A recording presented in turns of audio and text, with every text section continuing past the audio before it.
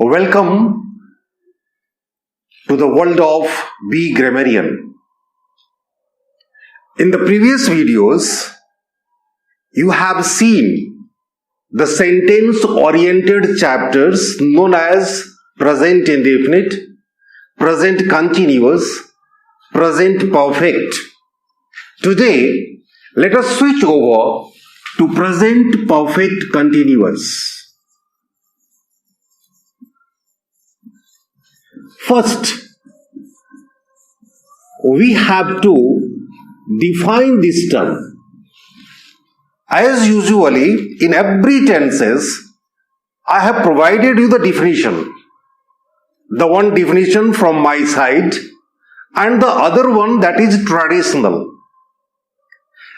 Let us see how it will be comfortable to define and recognize it. If we pay attention towards the traditional pattern that is already we are learning since our childhood, that is quite simple.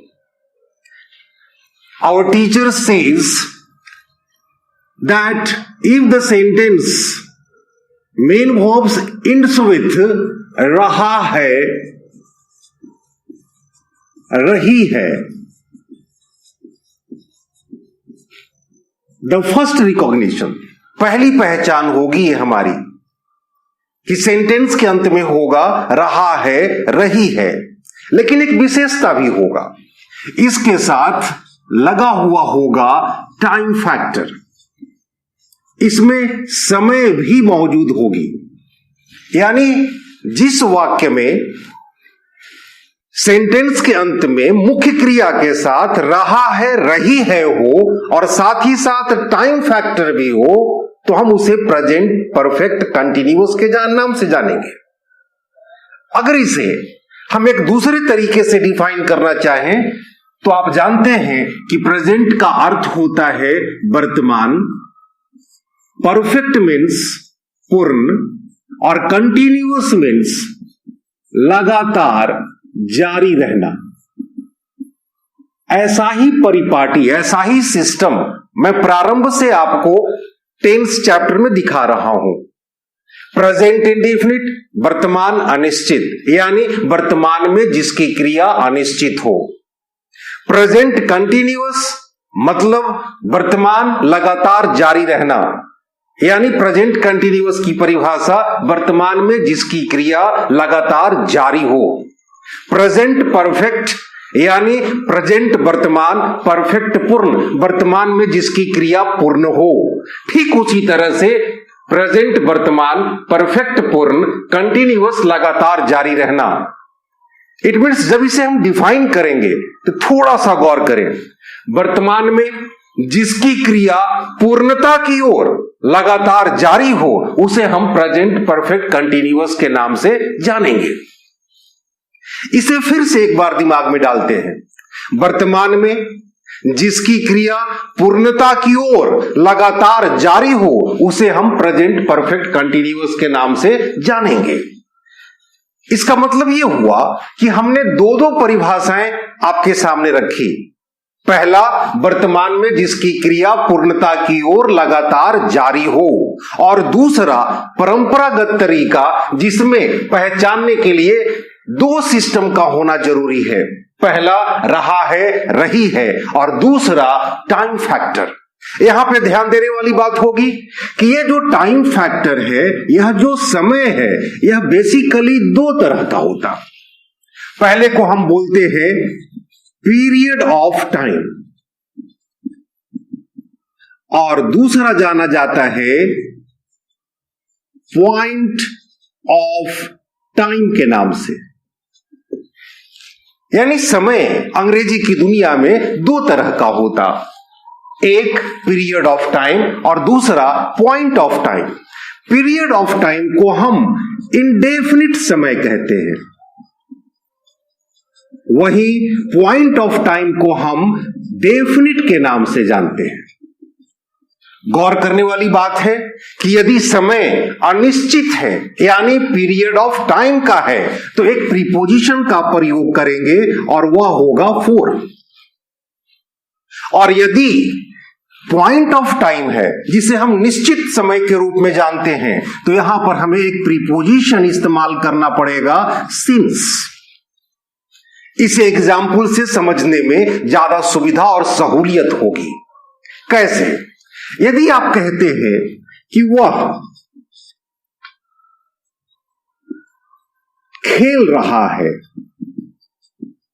यहां पर थोड़ा सा समझने की जरूरत है। अगर इस वाक्य को देखें, वह खेल रहा है, तो यह साफ साफ दिखता है कि यह प्रेजेंट कंटिन्यूअस का वाक्य है, क्योंकि इसमें समय नहीं दिया हुआ। इसमें सिर्फ एक बात का पता चल रहा है कि खेलने का काम जारी है, लगातार चल रहा है। लेकिन जैसे ही आप कहते हैं कि वह 2 घंटे से खेल रहा है, मैंने सिर्फ इस वाक्य में समय को डाला और समय के डालने मात्र से ही यह प्रेजेंट परफेक्ट कंटिन्यूअस हो गया, क्योंकि इसमें रहा है, रही है भी मौजूद है और साथ ही साथ समय भी मौजूद है। अगर गौर से देखें, आप 2 घंटे से को सेंटेंस से बाहर निकाल देते हैं तो कौन सा टेंस बचेगा? उत्तर होगा प्रेजेंट कंटिन्यूअस। और यदि आप समय को डाल देते हैं तो कौन सा टेंस होगा? उत्तर होगा प्रेजेंट परफेक्ट कंटिन्यूअस। इस अंतर को ध्यान में रखना चाहिए, बहुत इंपॉर्टेंट है। अब सवाल यह उठता है कि जो ये समय है 2 घंटे से, इसे हम कैसे पहचाने कि यह निश्चित है या अनिश्चित? अगर आप गौर करते हैं और गौर से देखते हैं तो आप इसे देख करके सोचें, समझने का प्रयास करें। जिस समय का शुरुआत का पता चल जाए, निश्चित रूप से वह निश्चित होगा। अंत का पता चल जाए, निश्चित रूप से वह निश्चित होगा। दोनों का पता चल जाए, निश्चित होगा। लेकिन जिस समय का ना शुरुआत पता चले ना अंत पता चले, निश्चित रूप से वह अनिश्चित समय होगा। अब जरा इस वाक्य को देखें कि वह 2 घंटे से खेल रहा है। कब का 2 घंटा? आज 12 बजे से पहले का 2 घंटा या 12 बजे के बाद का 2 घंटा? सुबह का 2 घंटा या शाम का 2 घंटा? हमें इस घंटे से पता नहीं चल रहा है कि कहां से ये 2 घंटा शुरू हुई और कहां पर खत्म हुई। जाहिर सी बात है, यह अनिश्चित समय है। कुछ एग्जाम्पल्स के सहारे समझना ज्यादा आसान होगा।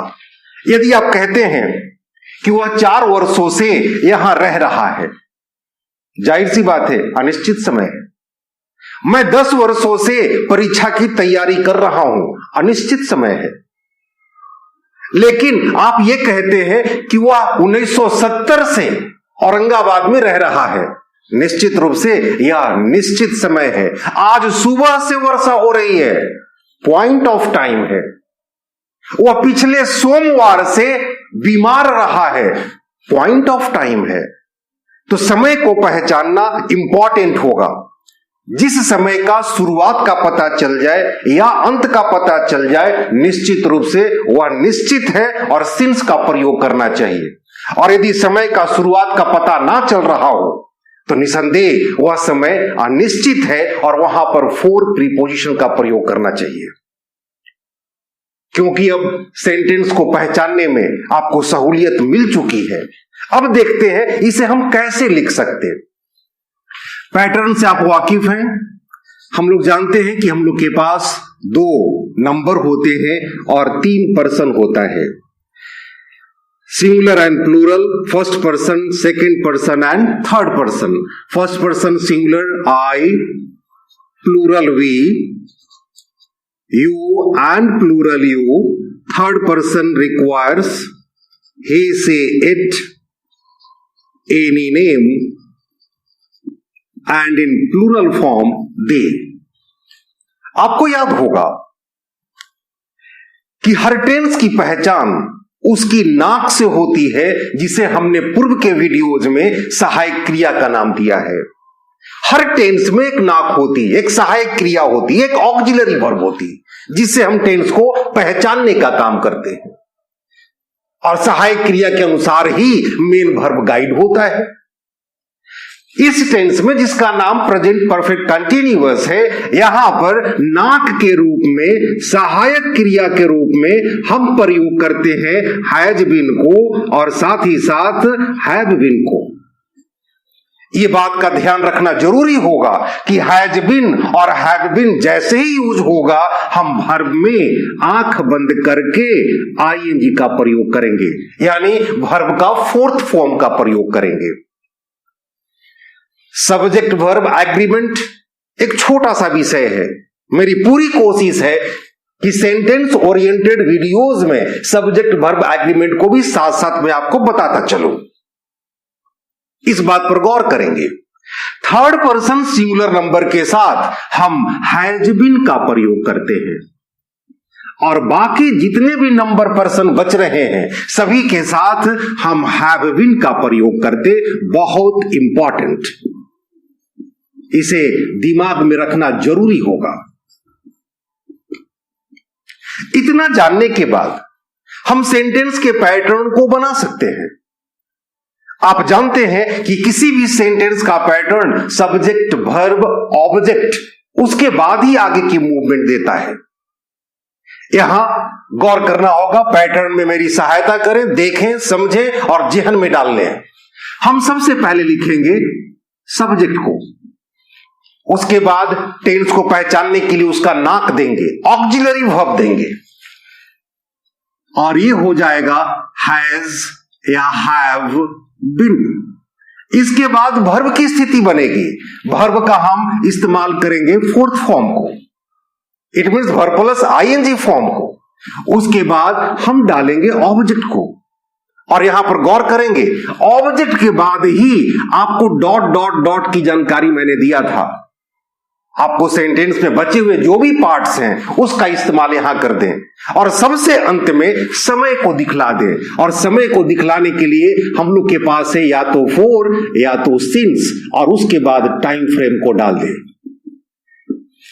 इतना करने मात्र से ही एक नहीं 1 लाख सेंटेंस का निर्माण हम लोग कर सकते हैं, जो हमारे बोलने और लिखने में आवश्यक होगा।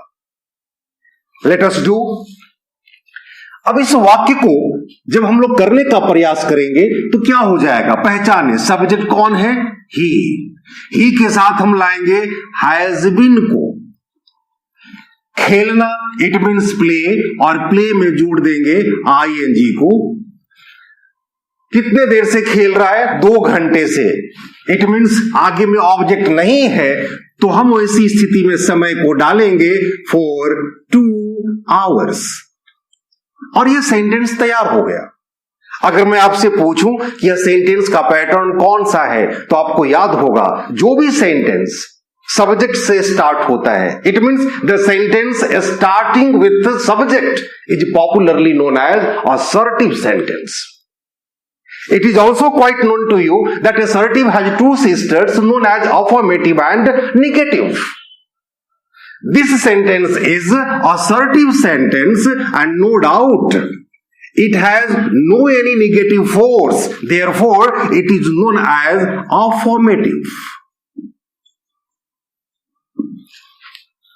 अब हम लोग देखते हैं कि इस वाक्य को यदि इंट्रोगेटिव कर दिया जाए तो उसकी फॉर्मेशन हम कैसे करेंगे. इंट्रोगेटिव में हो जाएगा कि क्या वह 2 घंटे से खेल रहा है.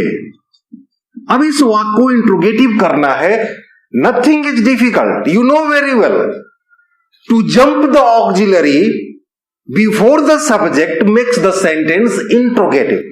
But mind it, here we have 2 words, has and been. These are not alone. As you have seen in present continuous, we have only is, am, are. In present perfect, has and have. Single auxiliary was there. But here we have 2 words, has and been both.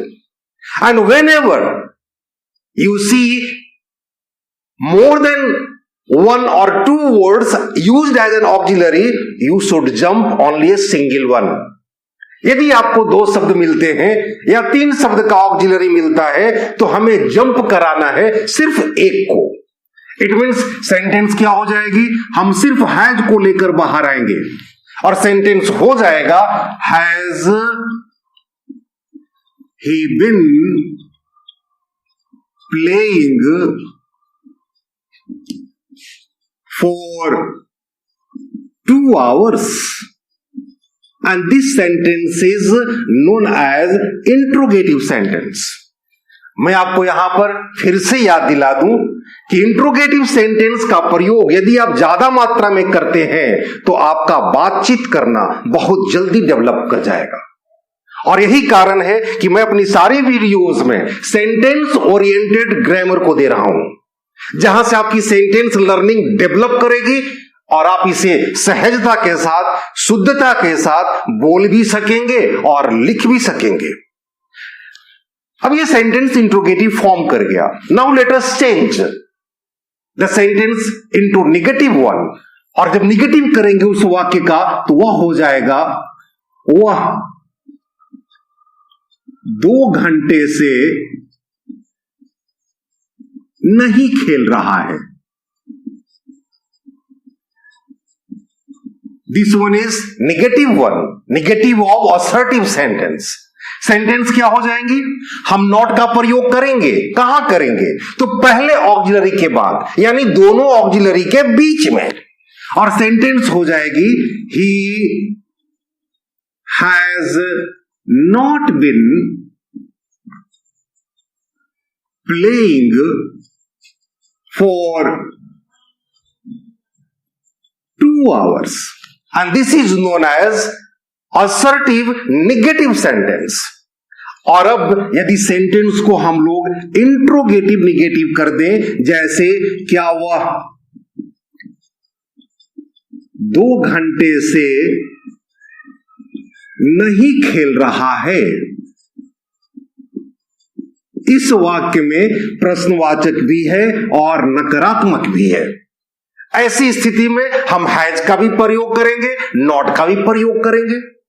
Sentence क्या हो जाएगी, has he not been playing for 2 hours and this sentence is popularly known as interrogative negative sentence। आपको याद होगा कि ये 4 sentence को करने के बाद हम 6 वर्ड्स आपके पास रखते हैं।